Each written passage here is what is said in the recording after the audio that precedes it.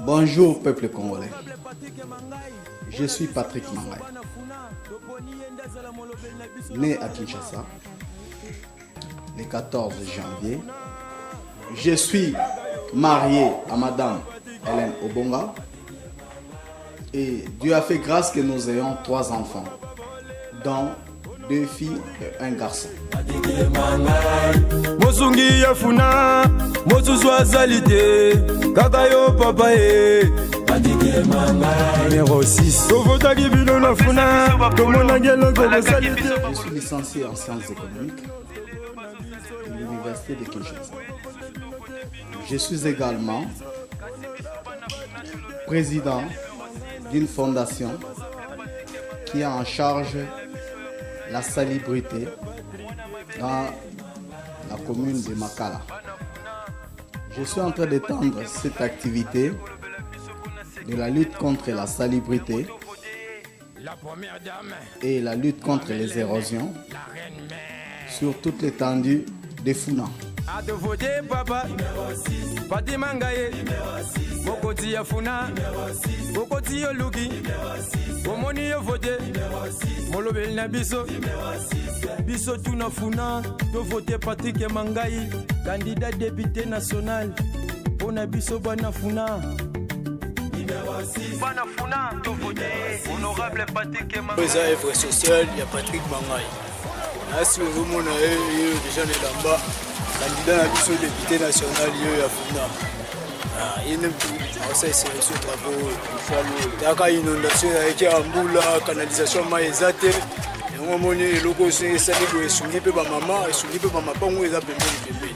Bon nga souwe na ngai na peseka ba chance belé abima na parlement pour ba travaux belé ezali. Mboka za posa ya batu ya boye pour la construction. Œuvre sociale et belle faut ça la manamoka. Musalo biso de sala ya mwezali pona Patrick Mangaï. Député Rabiso ya Funa, donc pesi biso travail au tosala. Ka numéro 6. Bon soué na ngezali eloko asalo eza ba œuvre moko déjà bien pona banda quartier au biso tozali. O ezo aider déjà ba mai bande ko lega awa ba biloko pe ba yoko pesa bangungi ba salité pe belé. Bana miki babandaki kolega awa meloko asali azali tosepeli na ye sali eloko moko tomoni badepute ebele basali te donc nzambe asunga ye akende liboso tokotia ye kaka maboko po kandida na biso ye wana tokote komona ye Patrick Mangaï numéro 6. Numéro 6, le grand médium. Et c'est dans ce cadre-là que nous avons mené des actions, moi et tout le membre de la fondation. Nous sommes en train de pouvoir lutter contre l'insalubrité.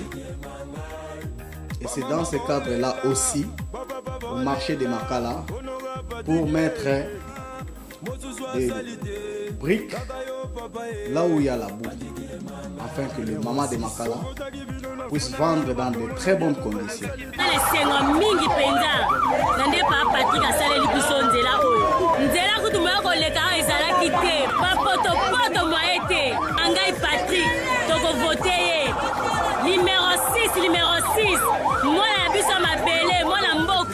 Ya Patrick Mangaï, so musala we mwana miso depuis de 20 ans, to teka kalikola to poto donc moi ezate. To moni musala asali dongonya to voter numéro 6 Patrick Mangaï. Oh asala to si to mona.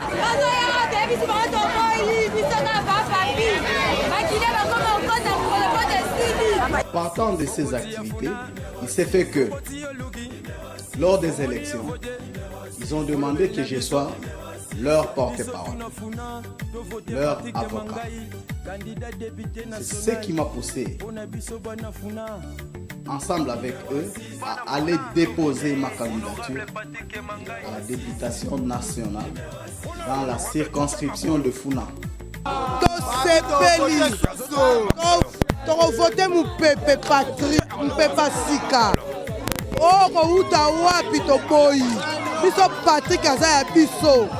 Bonga lobi kaka na sepeli ya mingi mobali ya camarade biso Hélène tokola banda bo mwana mon Pepe Sika ezande ye. te yenda kozwa koleka tozosala mpo biso tozala Patrick Mangai na la sala langu te adobi tomoni makambo tomoni asaleli biso elakisi ke soki lelo abimi akosala eminene mpo na bana funa apongosi ba hôpital apesi biso mai apesi biso courant tozalaki na pasi ya mai pasi ya courant donc ye asala eminene mpo na biso yango ngai vraiment il faut na koteka Patrick Mangai député national Patrick Mangai numéro 6 nga na opesa ye ka bafélicitation mpo aza moto nano aza honorable te parce que aseli biso makambo mosusu bahonorable basala yango te bao bapromete biso na ba 2006 2011 batikala kosala yango te batikala kozonga ata na babasi na biso te oyo esika topesa ye bango bavoi mpo baya koyebisa biso na oyo totinda ye bango ye nanu totindi ye te mais awasela dia biso makambo oyo ezolakisaka lelo soki abimi akozongela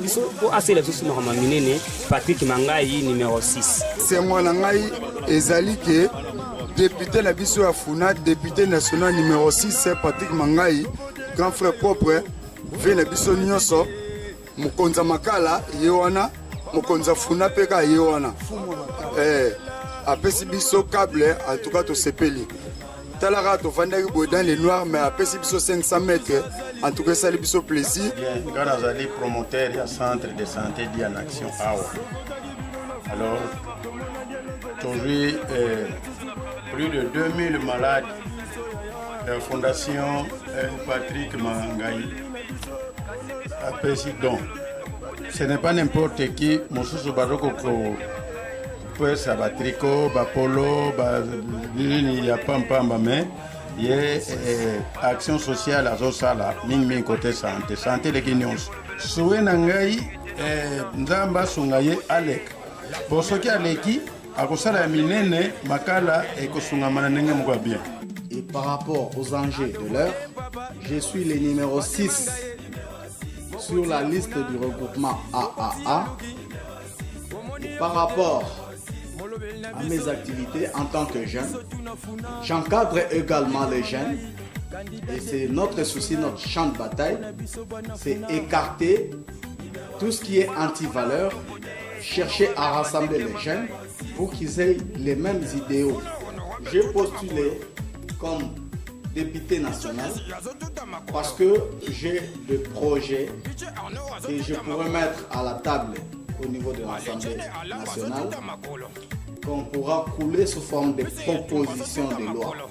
Ezaka makala pambate ya Patrick Mangai aza député national aza na Funa député national la Funa eza na 7 communes azosala kaka na makala te la main azosala pona Funa mobimba souhait na ngai ezali keno te abima akende kobundela biso na parlement po ba oyo totindaka na parlement na 2006 2011 tomoni résultat ya malamu te nayebi te il faut bazala quand même na mwa soni bamosusu bazoba poste ministériel mais basala eloko moko te yango tozomona na babase mosusu bamosusu bazokende bazobama mabanga bamosusu bazobenga na bango mpo nini basala eloko te courage nini okozala yango kozonga na base bakonge parlementaire banda okende poto sikoyo okomi kozonga na base na mosala nini oyo osalelaki base oyo kozongela yango wana tona posa parlement na bato bakona kolala bapongi te bato bakosalela biso mosala biso base bato tozotinda bango parlement na ebongi na bato oyo Patrick Mangai numéro 6 député national. En quoi consiste ce projet en fait? Il sera question pour l'État d'avoir une base de données unique.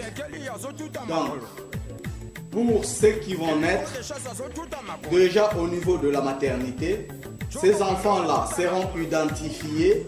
Avec cet identifiant unique, ils peuvent se retrouver lorsqu'ils seront dans des hôpitaux de l'État, avec ce même identifiant qui va constituer une fiche unique pour ces enfants-là.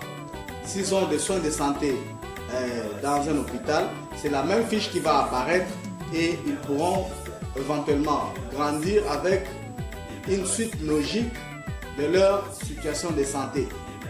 Cela revient à dire ceci. Lorsque, une fois, l'enfant là cherche à être consulté à Mamaemo, c'est son identifiant là qu'il aura à Mamaemo. 10 ans plus tard, lorsqu'il grandit, il se retrouve par exemple à Matadi, à l'hôpital de Kinkanda, qui est l'hôpital de l'État. C'est la même fiche avec le même identifiant qu'il va trouver là-bas.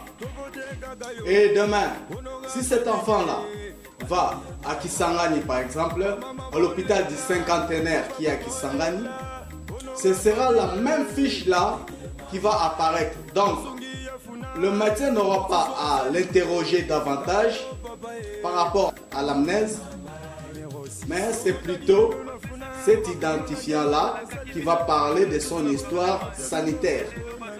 Ça a des implications même sur le plan fiscal.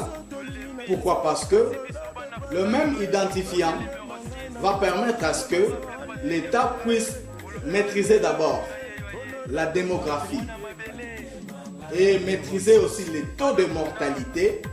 Je suis Patrick Mangaï, voté numéro 6 à la députation nationale. Voilà, non, biso to mpepa sika.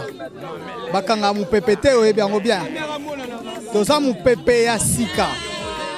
Bapesa biso chance pour bamona comment est-ce que mbongo wana yokota. Il n'y a pas un autre message. Nzambe kaka mutaza na biso. Ndenge nzamba za autorité morale na biso ya api. Ndenge nzamba za na biso. Donc tozo kende peka liboso. Voilà.